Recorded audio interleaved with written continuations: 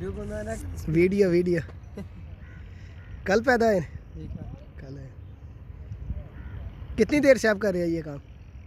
بہت بچپن سے. بچپن سے کتنا جانور ہے آپ کے پاس؟ یہ 180. 180. جی چھوٹے کٹ کے بڑے ہاں ہاں چھوٹے نہیں بڑے. بڑے. اور آپ کدھر سے ہو؟ گجرات. گجرات سے. جی. گجرات سے اتنی دور آئے ہو ادھر؟ آگے ہم آگے ادھر رہتا ہے اپنا سے ابھی روڈ جاتا سکے نہ آ سکے. سیالکوٹ. سیالکوٹ بھی جاتا ہے سر. سیالکوٹ تو ہو کے آیا. سیالکوٹ سے ہو کے آیا؟ جی واہ. ادھر سے پھر کے آیا سیالکوٹ تو واپس آستہ آستہ ہے. تو کیا یہ گجرات گھر آیا. لے کے جانی ہے کس کے لیے یہ؟ یہ راتی دیہڑی باہر ہی رہتے ہیں. رات دن باہر ہی. باہر کتنے دن بعد گھر جاتے ہو؟